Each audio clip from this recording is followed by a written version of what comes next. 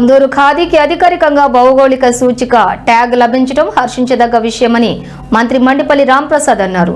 శ్రీకాకుళం నేత కార్మికులకు మరియు ఆంధ్రప్రదేశ్కు తరతరాలుగా ఈ కళను పరీక్షిస్తూ వచ్చిన నేత కార్మికుల ఓర్పు నిబద్ధతకు ఈ గౌరవం దక్కిందన్నారు.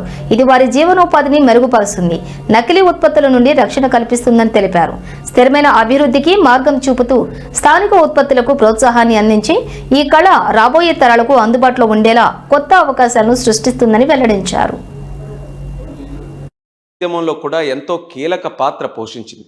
అంతటి ఘన చరిత్ర ఉన్న ఎంతో ఇబ్బంది పడుతున్న ఈ పొందూరు ఖాదీని అభివృద్ధి చేసేందుకు నేను పార్లమెంటు సభ్యుడిగా ఎన్నికైనప్పటి నుంచి ఏదో ఒక కృషి చేస్తూనే వచ్చాను.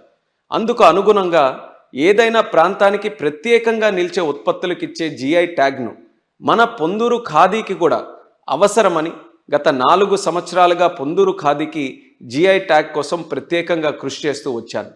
2021 సంవత్సరంలో జాతీయ చేనేత దినోత్సవం కార్యక్రమంలో పాల్గొనడానికి పొందూరుకు ఆర్థిక శాఖ మంత్రిగా నిర్మలా సీతారామన్ గారు వస్తున్న సందర్భంలో ఢిల్లీలో ఆవిడని కలిసి పొందూరు ఖాదీకి జిఐ ట్యాగ్ ఇవ్వాలని ఆవిడని కోరడం జరిగింది. ఈ జిఐ ట్యాగ్ ద్వారా నకిలీలను గుర్తించి ప్రాంతీయ ఉత్పత్తులకు చేనేత కార్మికులకు రక్షణ కల్పించి మెరుగైన మార్కెట్ సహకారం అందించే అవకాశం ఉంటుంది.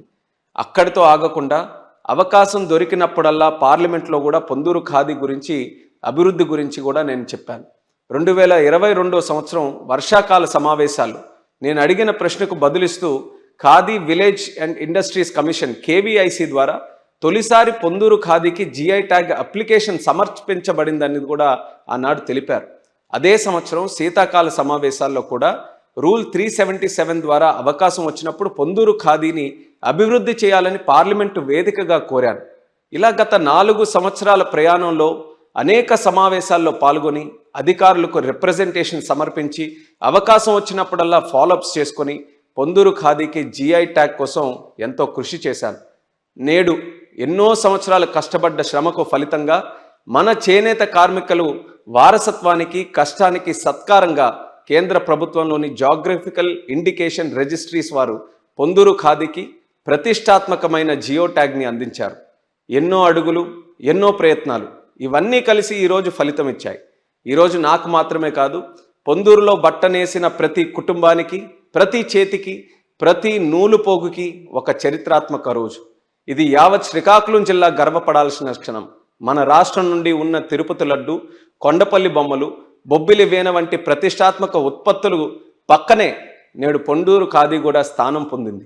ఈ ప్రయాణంలో సహకారం అందించిన ఖాదీ అండ్ విలేజ్ ఇండస్ట్రీస్ కమిషన్కు, ఆంధ్ర ఫైన్ ఖాదీ కార్మిక అభివృద్ధి సంఘంకు కృతజ్ఞతలు తెలియజేస్తున్నాను. అలానే